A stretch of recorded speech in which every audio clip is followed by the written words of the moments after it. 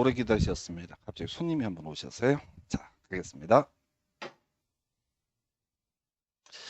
자, 계속해서 검토 드릴 주제, 소유권 이전 등기 등에 관한 주제 설명을 드리겠습니다. 해서 일단은 기본 앞에서 공부했던 주제들하고 같이 연계해서 기억을 해야 되죠. 해서 자, 우리가 소유권 이전이라고 하는 거 크게 우리가 문제가 되는 게 자, 원시취득이라는 개념이 하나가 있게 되겠죠. 원취득이라고 하는 건 지금 뭔 얘기하려고 하냐면 수용 얘기를 하려고 제가 잠시 원시취득, 자, 토지 소유권을 취득하는 방법, 원시취득이라는 게 있고 또 하나가 승계 취득이라는 개념이 있게 된다. 자, 이전적 승계하고 설정적 승계 중에서 이전적 승계라는 개념을 논하게 되면은 자, 우리가 이제 포괄 승계 있었죠? 그래서 상속이라든가 포괄 유증이라고 하는 거, 포괄 승계라는 개념이 있었고요.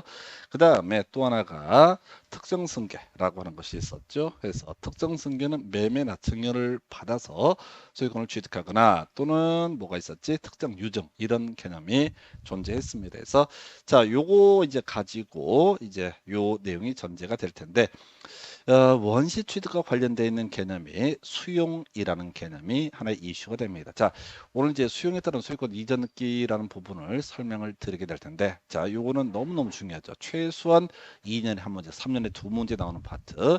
외울 거 딱 3개밖에 없습니다. 그래서 일단 수용에 관한 것이 이슈가 될 테고, 그 다음에 포괄 승계 중에서 상속과 포괄 유증이라고 하는 것이 하나의 이슈가 되고요.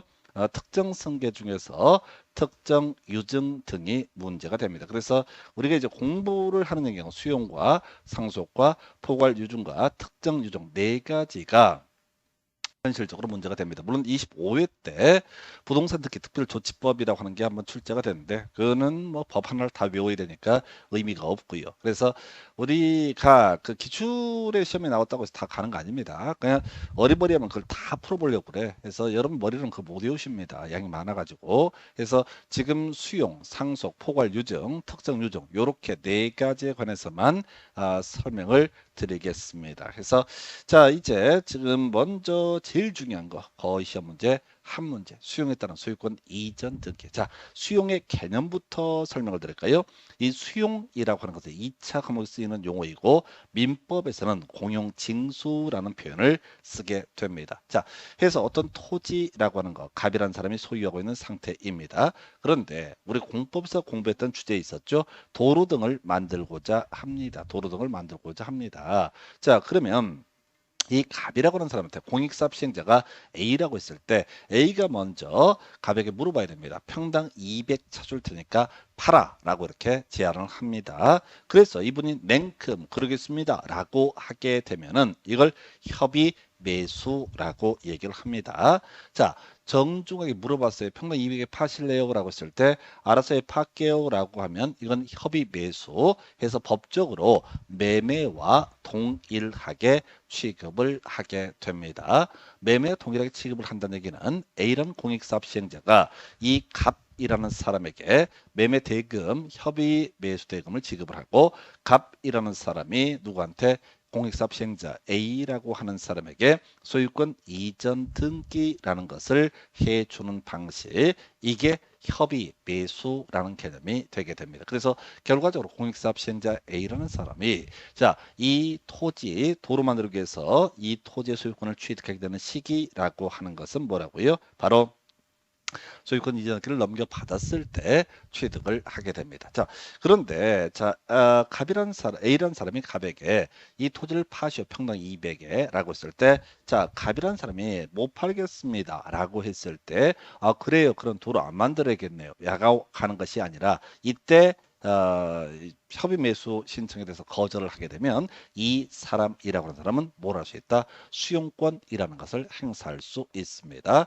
해서 이 수용권 관련해서 공법 파트에서 논의했던 주제에 있었죠. 사업 인정 및 고시라고 하는 거. 해서 논리 구조가 이렇습니다. A라는 사람, A라는 공익사업 시행자가 갑의 토지를 수용을 하기 위해서는 사업 인정 및 고시라고 하는 것을 국토교통부 장관에게 받아내야 됩니다. 국토부 장관 가라사대 이 사업은 공익 사업이고 내가 인정하고 이걸 외부에 발표해 주겠다라고 하는 뜻, 이걸 우리가 사업 인정 및 고시라고 부르게 됩니다. 물론 이제 도시개발법이나 국토계획법에서는 좀 다른 얘기를 했었죠. 바로 실세고시라고 해서 국토계획법에서는 실시계획의 고시, 도시개발법에서는 세무고시 있으면 사업 인정 및 고시가 있는 것으로 본다. 이런 개념인데 잊어버리십시다. 다시 수용이라고 하는 것은 갑이라는 토지 소유자가 못 팔겠습니다라고 했을 때 강제로 땅을 뺏어내는 과정을 우리는 뭐라고 한다? 수용이라고 부르게 된다. 그러면 이 A라는 공익사업 시행자가 언제 소유권 취득하느냐? 앞에서 협의 매수에 있어서는 이전 등기를 넘겨받게 되면 소유권 취득하지만 이 사업 인정 및 고시가 있는 시점에 이미 이 공익사업의 시행자는 소유권을 취득을 하게 됩니다. 자, 그런데 형식적으로 간명의로 되어 있는 등기를 가져오는 것, 이걸 이름하여 뭐라고 한다? 수용에 따른 소유권 이전 등기라고 부르게 됩니다. 즉 원래 수용이라고 하는 것은 법 해석상 원시 취득으로 해석을 하게 됩니다. 원시 취득이라는 것은 구권리자의 권리에 기초함이 없이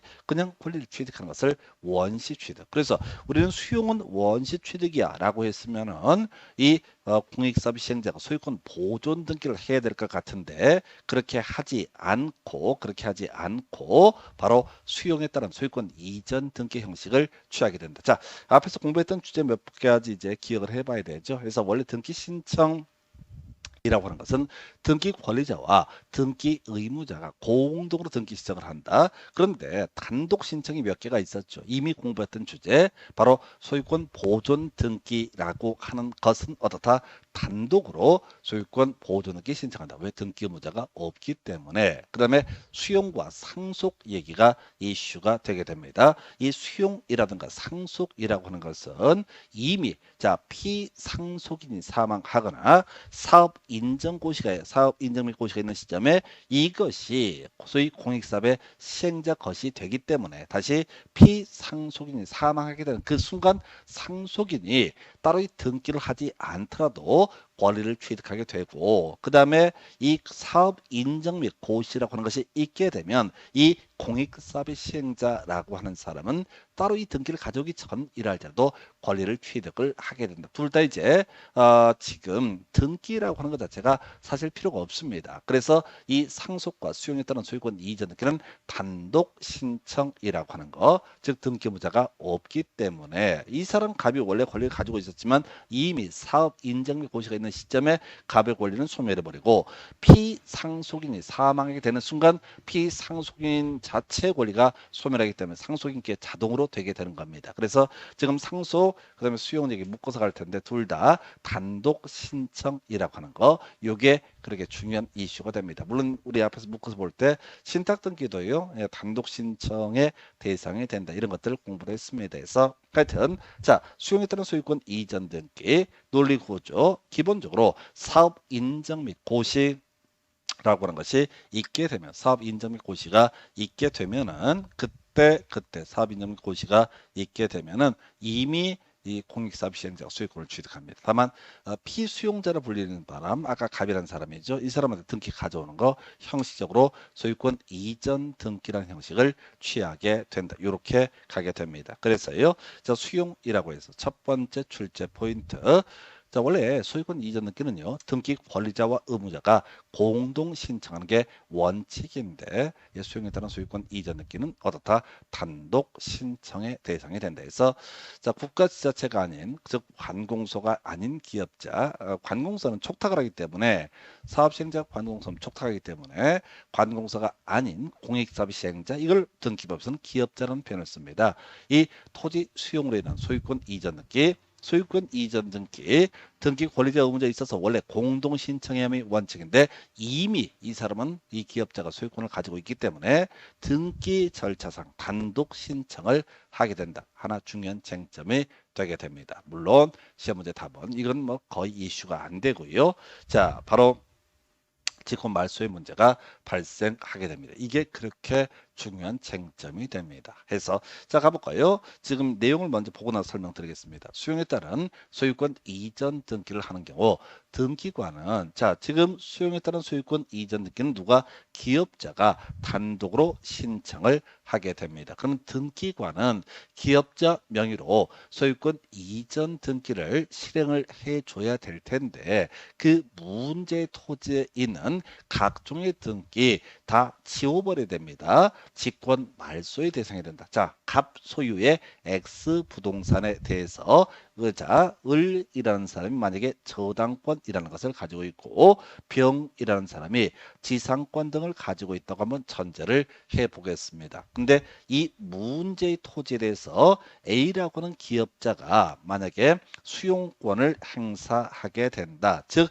사업 인정 및 고시라고 하는 것이 있게 되면은 A라고 하는 기업자는 그 갑으로부터 등기를 넘겨받기 전이라 할지라도 이미 이 소유권을 취득을 하게 됩니다. 이게 기본 구조가 되는 거예요. 그러면 이미 소유권 취득했기 때문에 뒤에 있는 등기 등은 그 내용이 뭐가 됐든 원칙적으로 다 무효가 되게 될 것이고요. 그래서 자 등기소의 등기관은 A의 수용에 따른 소유권 이전 등기 단독 신청이 있게 되면 갑소유의 이 부동산에 있는 나머지 등기 다 지우고 나서 누구한테 A라는 사람에게 소유권 이전 등기를 실행을 해주게 된다. 이렇게 가는 거야. 근데 시험에 이슈가 되는 것은 예외 항목입니다.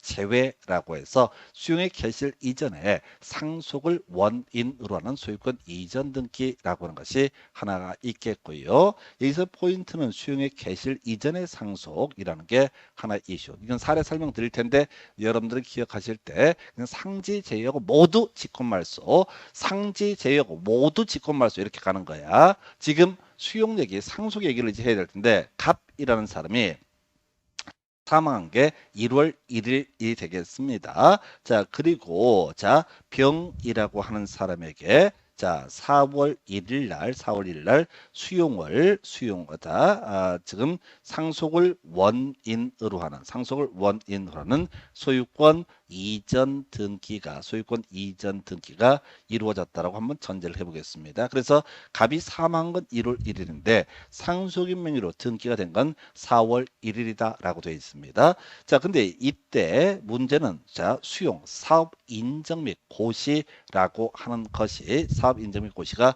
2월 1일 날 있다고 하십시다. 그러면 수용 개시일은 뭐가 된다? 2월 1일이 됩니다. 사안을 정리하겠습니다.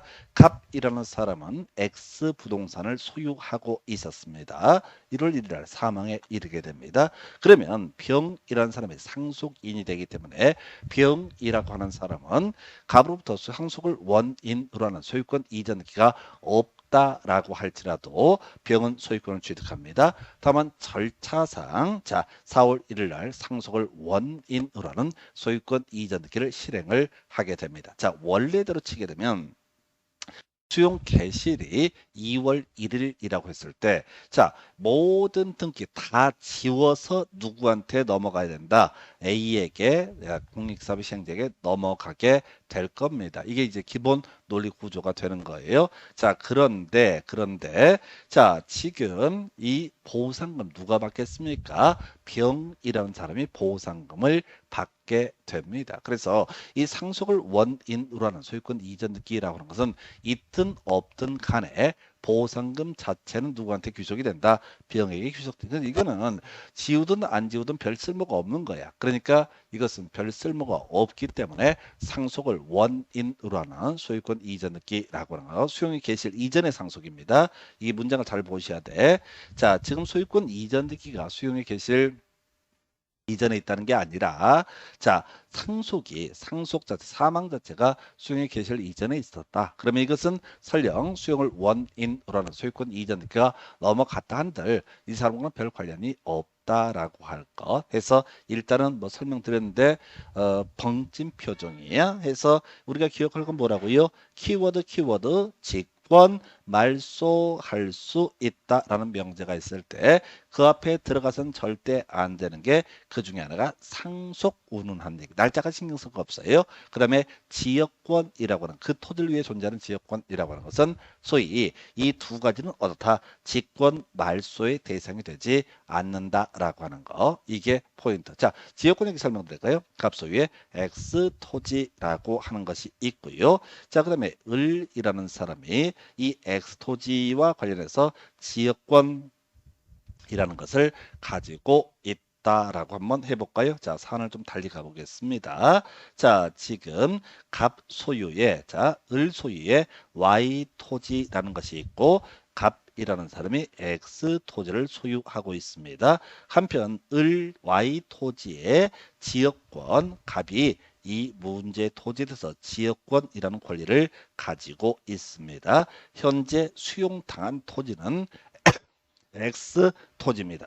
그러면 이제 그림 그리는 식이야. 을이 Y 토지를 가지고 있고 그 옆에 갑이 X 토지를 가지고 있습니다. 자, 그래서 도로가 이쪽에 있는 거야. 그래서 맹지이거나 아니거나 뭐 꼭 맹지일 필요는 없는데 요렇게 자, 갑이 을의 일정한 토지를 지나가면 좋거든요. 자, 그래서 이것을 이용을 하기 위해서 갑은 바로 을의 X 토지에다가 지역권 설정 등기를 통해서 자, 뭘 했다? 지역권을 취득을 한 상태입니다. 다시 그림 보셔야 돼.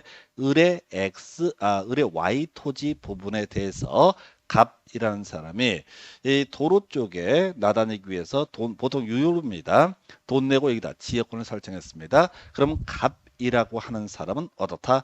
이 토지를 나다닐 수 있는 권리가 있습니다. 이게 지역권의 의미가 됩니다. 근데 뒤에서 공부하겠지만 이 지역권 설정 등기는 을의 이제 Y 토지에다 등기를 합니다. 그러면 이제 을의 Y 토지를 보게 되면 우리가 갑을 위해서 지역권이 있구나라고 하는 것을 판단할 수가 있어요. 자, 그랬을 때 문제는 갑의 이 문제 토지 X 토지를 수용을 합니다. 누가? 공익사업의 시행자. 여기서는 관공서가 아닌 기업자라고 해석을 하면 됩니다. 자, 그랬을 때 이 문제의 Y 토지에는 이 갑이란 사람이 X 토지죠. Y 토지에 대해서 지역권을 가지고 있다라는 뜻을 나중에 지역권 파트 공부합니다.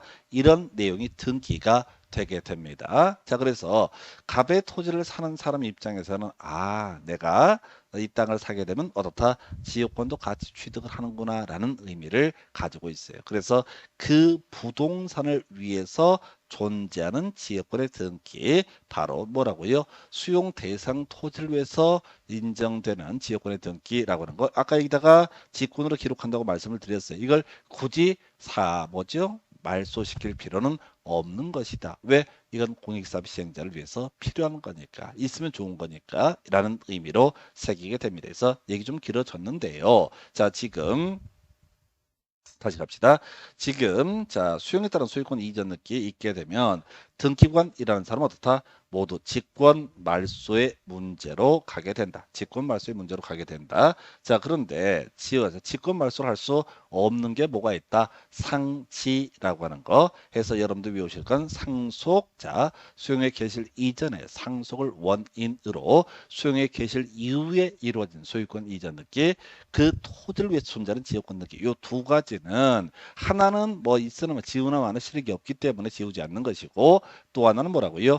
오히려 있는 게 좋으니까 굳이 직권 말소의 대상이 아니다. 그래서 이 파트에서는 예를 들어서 우리가 가등기, 본등기 뭐 이런 거 할 때 법원이 촉탁한 경매 개시 결정의 등기는 직권 말소를 할 수 없다라든가, 또는 뭐가 있었지? 가압류, 가처분 등기 직권 말소의 대상이 되지 않는다. 뭐 이렇게 공부를 합니다. 자, 가등기, 본등기 파트에서. 근데 여기서는 법원이 촉탁한 등기도 모두 직권 말소의 대상이 되게 됩니다. 직권 말소 아닌 게 뭐라고요? 상지. 이 두 가지는 어떻다? 직권 말소의 대상이 되지 않는다. 그래서 요게 이 파트의 거의 유력한 문제야. 거의 대부분의 문제가 예로 다 귀결이 되게 됩니다. 나머지는 다 붙여지게. 다시요. 수용 있으면 다 수용 있으면 원칙적으로 직권 말소의 문제가 발생하게 된다. 자, 그런데 상지 라고 하는 것은 어떻다? 직권 말소의 대상이 아니다. 그럼 여러분들이 시험 문제를 풀어갈 때는 수용 나오게 되면 수용이란 표현 나오면 무조건 뭘 찾아야 돼? 키워드를 잡아내야 돼. 직권 말소라는 단어를 찾아봐야 돼. 그럼 그 앞에 예를 들어서 법원의 촉탁에 의한 경매 개시 결정에 느끼는 직권 말소해서는 안 된다. 이런 식으로 장난을 치단 말이야. 무조건 다 직권 말소입니다. 딱 두 개. 상지를 제외하고 다 직권 말소의 대상이 되게 된다. 이렇게 가셔야 됩니다. 그래서 수용 파트의 문제 50% 이상이 직권 말소 운운이라는 거. 이게 어려운 게 우리가 그런 거 있었잖아요.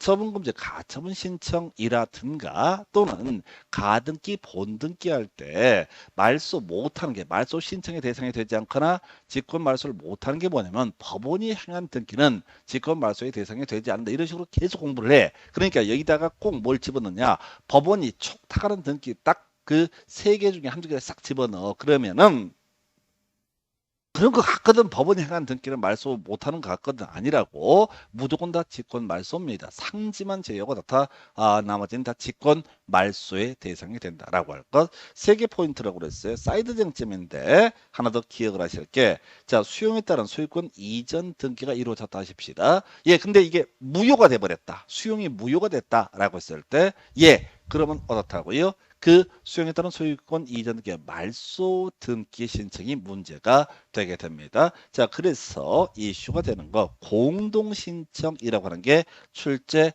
포인트가 됩니다. 문장 읽으려고 하지 마세요. 자, 다시 갑소유의 X 토지에 대해서 기업자 A가 수용을 했습니다. 첫 번째 수용을 했고, 두 번째 수용에 따른 소유권 이전 등기라고 하는 것을 어디서 단독 신청을 하게 됩니다. 수용에 따른 소유권 이전 등기 단독 신청에서 수용에 따른 소유권 이전 등기 이루어졌습니다. 그때 상지를 제하고 등기관이 다 직권 말소를 했어요. 근데 이 수용이 불법이었다, 무효였다라는 게 입증되게 되면 다시 갑한테 명의 등기를 돌려줘야 되죠. 예, 원래 이렇게 갔습니다. 소유권 보존 등기라고 하는 것은 단독 신청이었었고, 소유권 보존 등기 말소 등기 신청도 단독 신청의 대상이 되게 됩니다. 예, 근데 말이죠. 지금 수용에 따른 소유권 이전 등기는 단독 신청 대상이라고 그랬어. 그러면 수용에 따른 소유권 이전 등기 말소 등기 신청이라는 것도 단독 신청으로 보여진다고. 근데 더럽게 판례가 복잡한데 어찌됐든 간에 자, 이때는 공동으로 다 말소 등기를 신청을 하게 된다. 그래서 요게 이제 최근에 제일 지저분하게 구성된 사례가 됩니다. 다시 갑시다. 수용에 따른 소유권 이전 등기 단독 신청입니다. 근데 이 등기가 무효가 되면 말소 등기 신청은 공동 신청이라고 하는 것이 하나의 이슈가 될 테고, 소유권 보존 등기 신청 단독 신청이고요. 소유권 보존 등기 말소 등기 신청도 단독 신청의 대상이 되게 됩니다. 그래서 자, 요렇게 차이 보셨고, 수용이 그렇게 중요한 이슈가 되게 됩니다. 그래서 소유권 이전 등기 중에서 가장 출제 빈도도 높고 여러 가지 의미상 중요한 의미를 갖는 게 수용에 따른 소유권 이전 등기라는 개념이 되게 될 것이고요. 그 다음에 상속 얘기 가볼까요? 아까 우리가 포괄 승계는 상속과 포괄 유증이라는 개념이 있었다. 한편 상속이나 포괄 유증이라는 것은 등기를 하지 않더라도 포괄 유증을 받은 사람 또는 상속인이 바로 피상속인 등이 사망하게 되는 순간 그 권리를 취득을 하게 된다. 근데 이제 상속 받으신 분이 이거 팔아먹으려면 뭘 해야 돼요? 자, 소유권 이전 등기를 해줘야 되잖아, 다른 사람한테. 그래서 뭘 해야 된다고요? 이때는 상속을 원인으로 하는 소유권 이전 등기가 이루어져야 됩니다. 자, 그래서 이제 상속에 따른 소유권 이전 등기. 자, 요거는 이제 돌아가신 분하고 같이 갈 수 없잖아요. 그래서 등기 의무자라는 개념이 없어. 자, 갑이 X 부동산을 소유하고 있다가 자, 이 사람이 사망에 이르게 되고 이 사람이 을이라는 사람이 상속인이다라고 하게 되면 원래 등기 신청은 누차 말씀을 드리지만 공동 신청이 원칙입니다. 누가 등기 권리자와 등기 의무자가. 자, 그런데 말이죠. 이때 등기 권리자는 있어, 상속인. 하면 좋은 거잖아. 근데 갑은 이미 사망에 이르렀기 때문에 등기한다고 해서 권리를 잃게 되는 게 아니잖아요. 그래서 상속에 따른 소유권 이전 등기는 당연히 어떻다. 아빠, 돌아가신 아빠를 붙잡고 등기소 갔다 가십시다. 자, 바로 못 가시고 저승 못 가시고 등기소는 들렸다 가십시다. 이건 있을 수가 없거든. 그래서 상속에 따른 소유권 이전 등기는 어떻다? 단독 신청을 하게 된다라고 할 거. 자, 그다음에 이제 위에 이제 같이 절대적 가까사유 관련돼 있는데 상속인이 여러 명일 때 상속인 중 그 1인은 자신의 지분만에 관한 상속 등기 신청할 수 없다. 요거 중요한 쟁점 설명드릴게요. 자, 사실 소유권 보존 등기도 마찬가지 맥락인데 이렇게 가십시다. 자, 갑이라는 사람이 사망에 이릅니다. 갑이 사망에 이릅니다. 자, 이 사람에겐 배우자 을이라는 사람이 있어요. 그다음에 자, 자녀로서 병과 정이 있다. 그러면 기본 상식으로 배우자는 1.5고요. 나머지는 1, 이런 비율로 바로 상속이 개시됩니다. 이걸 이름하여 뭐란다? 법정 상속이라 부릅니다. 따로 얘기를 하지 않고 갑이 급히 가셔서 배우자 한 명 있었고 그 다음에 자녀가 한 명씩 있었다. 두 명 있어 토탈. 그러면 이게 이제 그냥 상식인데요. 배우자는 1.5를 받고요. 그 다음에 나머지 자녀가 1. 그럼 이제 토탈에 가면 3.5분의 1.5를 을이 받고 병이나 정은 3.5분의 1을 받습니다. 이걸 우리가 뭐라 한다? 법정 상속이라고 부르게 됩니다. 자, 근데 갑이 사망에 이르게 됐는데, 자, 이게 이런 경우가 있거든. 예를 들어서 어머니, 배우자가, 갑이 뭐 남자라고 치고, 배우자, 을이라는 사람이, 야, 나도 곧 죽을 것 같으니까 나는 상속승계 할 필요 없다. 그래서 어떻게 해라? 자, 지금, 병과 정이 지금 1대1로 나눠 갖는 경우가 있습니다. 이런 경우를 가리켜서 뭐라고 한다? 협의 분할 또는 협의 상속이라고 얘기를 합니다. 자, 그랬을 때 경우 수가 두 개가 있잖아요. 근데 물론 얘가 안 받기로 할 수도 있는 정이라는 사람이 나는 됐다 형편 되니까 병도 다 가져라 이렇게 할 수도 있거든. 이게 협의 상속의 문제가 되게 됩니다. 자, 그랬을 때 지금 을이라는 사람 등기소 와서 나 이 전체 부동산 중에 1.5 지분, 3.5분의 1.5 지분만큼을 나에게 상속을 원인으로 하는 소유권 이전을 신청해 달라라고 했을 때 이거 못 해줍니다. 왜? 등기소의 등기관은 이게 법정 상속인지 협의 분할에 의한 상속인지 알 수가 없거든요. 등기관은요, 자, 우리가 실체적 심사권이 없습니다. 실제 상속이 있었는지 없었는지 또 지분이 어떻게 되는지를 알 수가 없어. 그래서 이건 특정할 수 없기 때문에 지분만에 관한 상속 등기라는 것은 인정되지 않습니다. 이건 절대적 가까스할 때 중요 쟁점. 그래서 소유권 보존 등기도 마찬가지입니다. 지분만에 관한 소유권 보존 등기는 허용되지 않고요. 지분만에 관한 상속 등기는 허용되지 않습니다. 다만 가등기, 본등기와 같이 맞물려서 보실 때, 자, 바로 가등기, 지분권, 가등기를 했던 지분권자 자신의 지분에 대해서 본등기 신청할 수 있다. 요건 이제 오른편. 요건 나중에 절대적 각하사유라는 개념과 연계해서 설명을 드리겠습니다. 그래서 자, 요게 이제 상속이익은 그나마 이슈고요. 나머지는 사이드 쟁점이 있죠. 그래서 자, 준용 얘기 한번 가볼까요? 자, 상속액은 너무 쉽다고 생각하는지 안 나옵니다. 근데 가끔 문제 구성할 때 법인의 합병 얘기를 하게 됩니다. 해서 사람이 죽게 되면요, 상속의 문제가 발생하고 법인 하나가 죽게 되면 법인의 합병의 문제로 갑니다. A라는 법인과 B라는 법인이 합병이 돼서 다시 큰 B라는 법인이 됐다고 하십시다. 그러면 A 명의로 돼 있는 것이 B한테 흡수 통합이 됐다고 했을 때 A 명의 부동산을 누구한테 B 명의로 넘겨야 되거든요. 그럼 이제 이때는 등기 원인은 회사 합병이 되게 될 것이고 합병에 따른 소유권 이전 등기라고 하는 것을 하게 됩니다. 근데 아까 이제 상속과 법인 합병은 동일한 개념으로 해석을 해달라고 그랬었고요. 상속 등기가 등기 의무자가 없다, 죽어버렸다, A 법인이 죽어버렸다. 그럼 등기 의무자가 붙겠으니까 바로 회사 합병에 따른 소유권 이전 등기도 단독 신청의 대상이 되게 된다라고 해서 요거는 뭐 요 정도까지만 보시면 좋겠고요. 그 다음에 이제 요즘은 거의 안 나오는데 규정에 따른 소유권 이전 등기라는 개념이 있게 됩니다. 유증은요, 두 가지 개념으로 갑니다. 이미 앞에서 포괄 승계라고 해서 포괄 유증이라는 개념이 있었고요. 특정 승계라고 해서 특정 유증이라는 개념이 있었습니다. 그래서 기본 개념 볼게요. 유증이란 게 포괄 유증과 특정 유증이 있다. 갑이라는 사람이 X 부동산과 Y 부동산을 소유하고 있는 상태에서 야, 나 죽으면은 을이 50% 갖고 병이 50% 가져라고 이렇게 유언을 남긴 상태에서 갑이 사망하게 되면 그 을이 50% 받겠죠. 을이 X 부동산 같습니까? Y 부동산을 갖습니까? 아니 그냥 50%라고. X 부동산의 50%, Y 부동산의 50%를 취득을 하게 됩니다. 등기 안에서 취득합니다.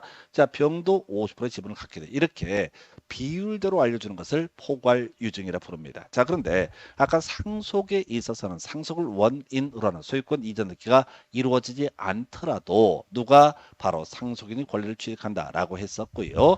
똑같은 논리 구조입니다.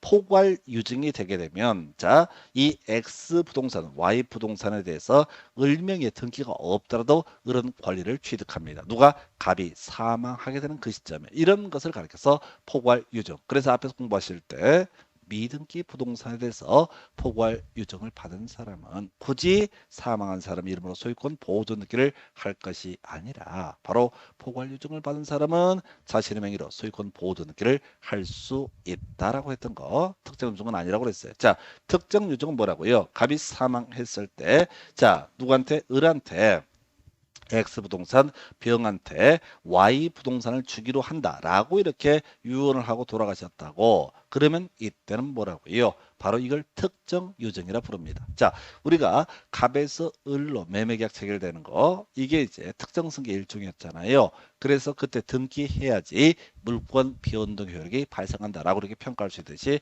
마찬가지. 그래서 자, 포괄 유증 이렇게 정의합니다. 상속 재산 중 일정 비율을 수정자에게 증여하는 것으로서 등기하지 않더라도 수정자는 이미 권리를 사망이라는 사실사에서 이미 취득을 하게 됩니다. 자, 특정 유증이라고 하는 거, 특정 유증이라고 하는 거 이렇게 이제 가게 되는 거죠. 상속 재산 중 특정 재산을 수정자에게 증여하는 것으로서 유증을 원인으로 하는 소유권 이전 등기가 이루어져야지 등기가 돼야지 수정자가 권리를 취득한다라고 이렇게 얘기하죠. 그래서 뭐 그다지 요즘엔 잘 내지 않는 주제고 한 10년 가까이 된 출제 포인트가 되겠습니다. 그래서 상속과 유증의 차이는 이렇게 가셔야 돼. 상속이라고 하는 것은 그냥 가신 거야. 그냥 급해가지고 말도 못하고 갔어. 그래서 법에서 정한 대로 쪼개는 것을 법정상속.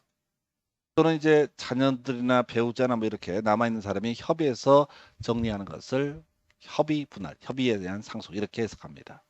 유증은 가실 때 더럽게 말을 많이 했어. 비율로 얘기하고 왔으면 그건 포괄 유증의 문제로 가고 특정 개별 부동산 단위로 얘기했으면 그건 특정 유증의 문제로 가게 됩니다. 우리가 유증이나 상속이나 뭐 별로 관련이 없어. 이제 유증이나 상속 문제가 터질 정도가 되잖아요. 예, 돈 많다는 얘기입니다. 그래서 싸워봤으면 좋겠어. 유산 때문에. 그래서 그다 치고 지금 포괄유증 같은 경우는 등기 안에도 물권 변동이 발생하는데 상속행위는 똑같이 형식상 뭘 해야 된다고요? 이전 등기는 해야죠. 그래야 팔아먹을 수 있으니까. 그래서 먼저 공동신청. 이상하다. 아까 상속은 뭐 했었죠? 상속. 단독신청이라고 그랬잖아요. 단독신청. 유증은 공동신청. 자, 요건 이렇게 가셔야 됩니다. 상속은요. 상속이라고 하는 것은 말씀 못하고 가신 케이스예요. 상속은 돌아가셨으니까 등기 문제가 없어. 유증은요. 유언이라는 개념을 알아야 되는데 유언은 어렵습니다. 자기 핸드폰 영상에 나 죽으면 유언 아닙니다. 넋두리지. 유언은 되게 요식형이에요. 되게 엄격해요. 보증인 2명 있어야 되고요. 변호사 공증 받아야 되고요. 더럽게 복잡해. 그래서 유언 우리가 영화나 이런 걸 보게 되면 유언 집행자라고 해서 보통 변호사가 등장합니다. 예, 변호사가 등기 의무자가 되는 겁니다. 변호사 집행을 해야 되는 사람이 유언 집행자가 등기 의무자가 되는 거예요. 그래서 상속은 단독 신청, 유증은 뭐가 된다? 공동 신청이라는 개념이 나오게 됩니다. 자, 그래서 유증으로 인한 소유권 이전 등기에 있어서 등기 권리자 받는 사람이 있죠. 돌아가시기 전에 얘한테 주겠다. 편무계약 체결했을 때 받기로 한 사람, 이 사람을 우리 수증자로 부릅니다. 등기 의무자, 유언 집행자를 생각하면 돼. 상속인이 될 수도 있는데 유언 집행자가 공동으로 신청한다. 이게 하나의 포인트. 그래서 우리 상식으로 상속 단독 신청이니까 유증도 단독 신청 같은데 얘는 공동 신청의 문제로 넘어가게 된다. 한편 이런 경우 있다 하십시다. 갑이 돌아가시면서 이 사람의 상속인 을이라는 사람이 있다 하십시다. 을은 먹고 살만합니다. 그리고 갑이 보기에 내 새끼인데 재수 없어. 그래서 돌아가실 때 병과 정에게 유언으로 내 재산의 몇 프로를 또는 특정한 X 부동산이나 Y 부동산을 병과 정한테 준다라고 하는 유언을 남기셨습니다. 그러면은 우리가 상속이라고 하는 것은 이 갑이 사망에 이르게 되는 순간 상속인 무조건 얻게 되는 겁니다. 대신 상속은 권리와 의무를 모두 승계하는 거죠. 그래서 을은 갑의 자기 명의로 소유권 이전 등기를 할 필요 없이 병과 정한테 넘겨주면 되는 겁니다. 그래서 이게 유증을 원인으로 하는 소유권 이전 등기를 함에 있어서 이게 상속 등기라고 하는 게 필요하냐라고 하는 것이 이슈가 됩니다. 그래서 잡다는 얘기죠. 괜히 등기만 2번 하는 거죠. 그래서 이렇게 정리합니다. 이게 뭐 그렇게 큰 이슈는 안 되겠어. 유증으로 인한 소유권 이전 등기 신청은요.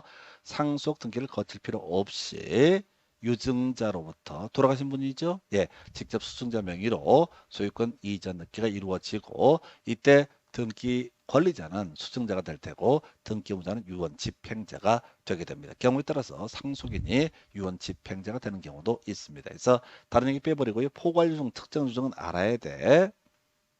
포괄승계, 특정승계 개념으로 이해를 하셔야 돼. 그 다음에 공동신청 특이한 거야. 저 처음에 공부할 때 이해 안 됐잖아요. 독학을 하다 보니까 이게 왜 상속, 죽기는 마찬가지인데 상속은 단독 신청. 거기까지 이해가 돼. 등기 문제가 없으니까. 근데 요즘은 등기 문제가 있습니다. 바로 유언 집행자가 등기 의무자가 됩니다. 그 외에 상속인하고 수증자가 달라졌을 때 상속 등기를 꼭 거칠 필요는 없다라고 큰 장점은 되지 않나 해서 자 오늘 중간에 조금 텀이 길어지면서 늦어졌는데 자 이렇게 소유권 이전 등기 보셨고 다음 시간에 공동 소유 얘기 그 다음에 소유권 외에 관한 권리 등기 등 설명을 드리겠습니다. 자 오늘 여기까지 하겠습니다. 수고했습니다.